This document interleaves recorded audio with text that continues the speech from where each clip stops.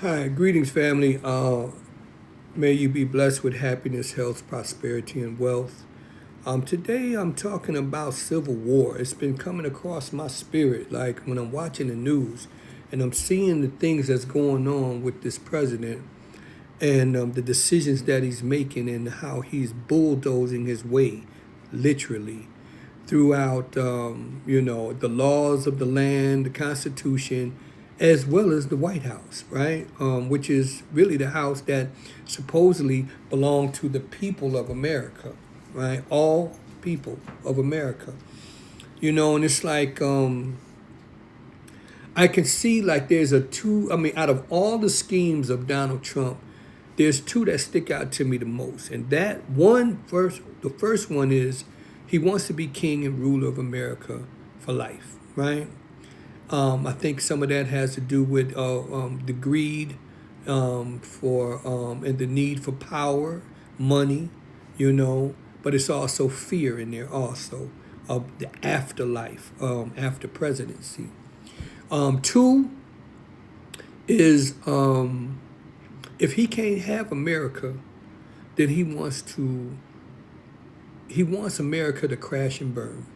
Simply put, if he can't have it, he doesn't want no one else to come behind him and become a greater president than he think he is in his head, right? He doesn't want to leave anything for anyone else, like a bully, like a selfish bully that can't have their way, so they just tear up everything like a child, right? Um, but it's like two-thirds of America has already shown Donald Trump and his followers that we ain't down with that stuff, right?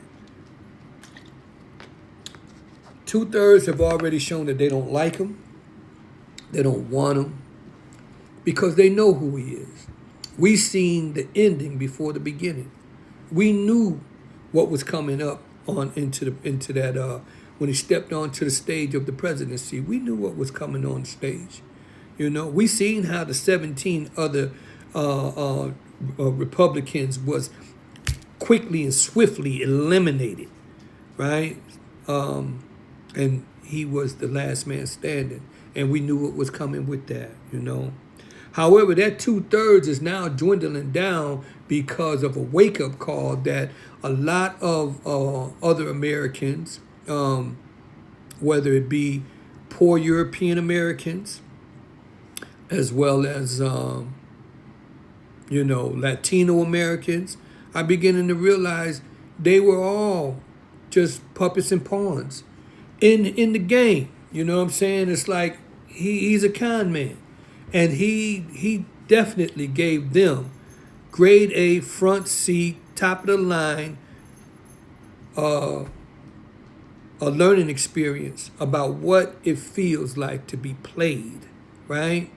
And then turned on after you've poured out your house, your heart and your house to come out and vote for him. He just straight up laughed in your face, and not only laughed, and stepping on you, crushing you. He's now sent ICE into the cities, into the blue states, right? And you know he has ICE that's abusing and misusing the law and law enforcement, tackling people. Some of these people are American citizens. Now, I'm all for it. If people are here illegally, I don't care, if you are illegal, there is a process in place, right? But that's another story. It's the way, it's not what you do, it's how you do it sometimes. And the way that he's treating people is he's showing the reflection of what is in his heart, because he has no heart, a dark heart, if anything, right? You have, whereas now that two-thirds is dwindled down to probably like four-fifths now, as far as his followers. It's like it's like four-fifths, four out of five of us now are looking at this dude like he's crazy, sick, and everything else you could think of, and we're done with him. And now, hopefully, these people that are waking up, to the truth that he showed them, he told them, just who he was. That now they know to get on the right side of this battle, of the fight, right? Because it is going to become a physical fight. Believe that. If he thinks that he can become a third-term president, it will be a civil war, a second civil war, and it will be a slaughter. It would be, like suicide for MAGA, because even MAGA is turning on MAGA now. You know what I mean? And it's like you have career politicians. Trump has convinced and persuaded people who have been in politics for 20, 30 years and beyond, 10, 20, 30 years and beyond, to go against principles, morals, and values that they held tight to before he came on to the political stage as far as being a president. Then all of a sudden, within a matter of a few years, they've abandoned all of their beliefs and values, to the point where we, not just only us, we look at them like, what the hell happened? I know some of their own families look at them like, what the hell's happened to you? I mean, this is America.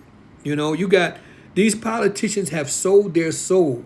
I mean, look, when I think about when they talk about Antichrist or whatever, this guy here, he could be Antichrist, but he's anti anything that is good. He's anti anything that stands for life, health, happiness. He goes against what is right. And I don't know what you call it, but it damn sure ain't nothing from God, right? And now you have you got cities now that have come to the point where you have mayors and governors now ready to start really fighting, getting into the fight more instead of that fight nice, because that's the problem with the Democrat Party, is because we have these old, very old fogies, dusty old politicians still fighting like they used to fight way back 20, 30, 40 years ago, when they need young Democrats. They need the AOCs. They need the Ilhans. They need the other, all of these young people that are rising up and speaking out and unafraid, and they know how to fight. When you look at the Republican Party, the representative, I don't know if y'all noticed, Trump is the oldest one out there. All the rest of them are young lions. And we are still allowing old, toothless lions to represent the Democrat Party. Well, that has to change, and we got to make that change. You understand? But you have cities now ready to really put in with the fight. Now they're coming up with ideas, and I think it's a good idea to start arresting ICE police, or ICE, whatever you call them, patrol, and putting them in handcuffs, arresting them, putting them in jail for their conduct against American citizens. And not only American citizens, I think it's even with human beings, period, because it is unlawful what they are doing, So again, a civil war, we are right now on the winning side. And sometimes I know we don't want to see, our country torn apart, but believe me, sometimes out of chaos comes order. And in this situation, when you have a man that is more like a bad germ, a virus of some kind, that cannot be stopped and is out of control, it must be dealt with. And as far as the followers, the other pawns and puppets, they have to be dealt with. And we have to learn how to fight like we're in a real fight, and stop this nice fight mentality. We're on the winning side. We just have to commit to it. Stay blessed. Love you.